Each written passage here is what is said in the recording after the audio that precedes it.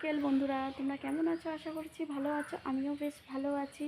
তো সীমাকে ব্লগে আবারও তোমাদের সামনে আসলাম। তোমাদের সঙ্গে কয়েকটা কথা শেয়ার করব। কথাটা না বলে পারছি না আর কি। তো এই জন্য মনে করলাম যে তোমাদের সঙ্গে কয়েকটা কথা শেয়ার আমি করতে চাই, তো করব। তো কথাটা হচ্ছে যে আগের ব্লগে কালকে তো তোমরা দেখতেই পাচ্ছ, তো তোমাদের দাদাভাই বাইরে গেছে কাজে। তো আমি তো আমার বাড়িতেই, শ্বশুর বাড়িতেই। তো এখন সিদ্ধান্ত চেঞ্জ করা হচ্ছে। চেঞ্জ বলতে কি, তো এখন আমি এই বাড়িতে থাকবো না, থাকবো আমার বাপের বাড়িতে। তো কেন থাকবো সেটা তোমাদের আজকে বলবো না, অন্য কোনো দিন বলবো। তো আমি এই জায়গায় থাকবো না। তো কয়েক মাসের জন্য, 2-2.5 মাসের জন্য আমি বাপের বাড়িতে যাচ্ছি। তো ওখান থেকে আমার মেয়ে পড়াশুনো করবে। তো আমার বাপের বাড়ির থেকে শ্বশুর বাড়ির ভাড়া হচ্ছে 10 টাকা ভাড়া। তো ওখান থেকে আমার মেয়ে রোজই আসবে টোটো করে। তো স্কুল করবে, করার পরে আবার বাড়িতে যাবে। আমি মাঝে মধ্যে আসবো, বাড়িতে আসবো, এসে একটু দেখে শুনে যাব ভালো মন্দটা। বেশি দূর তো না, 10 টাকা ভাড়া।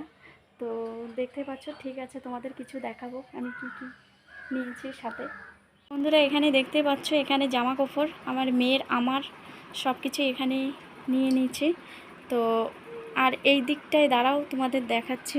এই দিকটায় দেখতে পাচ্ছ ধুলাবালি হবে জন্য আলনাটা আমি ঢাইকে রাখছি, এইদিকে আলমারিটা ঢাইকে রাখছি, এইদিকে ঝুড়িটা, কাপড়ের ঝুড়িটা পুরোপুরি আমি একদম ঢাইকে রাখছি। তো মাঝে মাঝে একটু করে আসবো, এসে পরিষ্কার করে যাব।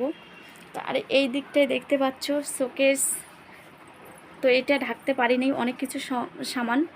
তো আর এই দিকে দেখতে পাচ্ছ ড্রেসিং টেবিলটা, তো ড্রেসিং টেবিলটাও ঢাইকে রাখবো। তাছাড়া কোনো উপায় নেই, একটু ঢাইকে রাখলে আর কি আমার পরিশ্রমটা একটু কম হবে, ধুলাবালিটা একটু কম হবে। তো দেখতেই পাচ্ছ এই দিকটায়। আর কেন যাচ্ছি সেটা তোমাদের বলবো, পরের ব্লগে বলবো, আজকে বলবো না। আর আজকে আমার যাওয়ার কথা ছিল না, আমার যাওয়ার কথা কালকে ছিল, যে কালকে মঙ্গলবার আমি কালকে যাব। তো এখন বাড়ির থেকে ফোন আসছে যে সামনে যে আমার বোনের বিয়ে হলো, সে বোন আজকে আমার আসবে। তো এই জন্য আমাকে বাড়ির থেকে সবাই বললো যে তুই আজকেই চলে আয়, তোর বোন আসতেছে, তুই আজকেই আয়। তো এই জন্য আমি আজকেই যাচ্ছি আর কি। আর এই দিকটায় দেখতে পাচ্ছ একদম পুরোপুরি আমাদের জামা কাপড়ের ব্যাগ পুরো রেডি।